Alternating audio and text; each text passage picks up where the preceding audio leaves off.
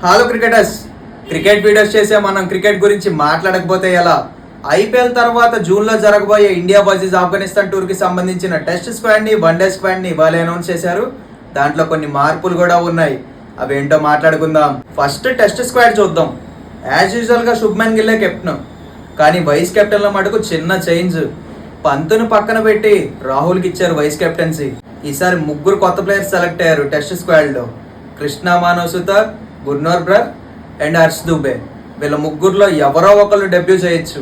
ఇంకా వన్డే స్క్వాడ్కి శుభ్మన్ గిల్లే కెప్టెన్, వైస్ కెప్టెన్గా మటుకు శ్రేయస్ అయ్యర్. ఇందులో ఇద్దరు సెలెక్ట్ అయ్యారు కొత్త ప్లేయర్స్. ఒకళ్ళు ప్రిన్స్ యాదవ్, ఇంకొకళ్ళు గుర్నోర్ బ్రర్. వీళ్ళిద్దరిలో ఎవరో ఒకళ్ళు డెబ్యూ చేయొచ్చు. ఈ వన్డేలకి విరాట్ కోహ్లీ అయితే ఖచ్చితంగా ఆడతాడు. రోహిత్ శర్మ, హార్దిక్ పాండ్యా మటుకు చెప్పలేం, ఫిట్గా ఉంటేనే ఆడతారు. ఆ క్లారిటీ అనేది ఇప్పటి వరకు రాలేదు. మీరు రెండు స్క్వాడ్లో చూసుండొచ్చు, బుమ్రా, జడేజా లేరు, ఎందుకంటే వాళ్ళిద్దరికి రెస్ట్ ఇచ్చారు. ఫైనల్ గా గుడ్ న్యూస్ ఏంటంటే మన తెలుగు తేజం నితీష్ కుమార్ రెడ్డి రెండు స్క్వాడ్లోనూ ఉన్నాడు. తన పర్ఫార్మెన్స్ తో మన ఆంధ్ర ప్రైడ్ ని పీక్స్ కి తీసుకువెళ్తాడని మనస్ఫూర్తిగా కోరుకుందాం. మరి మీరు చెప్పండి కామెంట్స్ లో, ఇంకెవరైనా వర్త్ ప్లేయర్ ని వేయకుండా మిస్ చేశారేమో ఈ రెండు స్క్వాడ్స్ లో.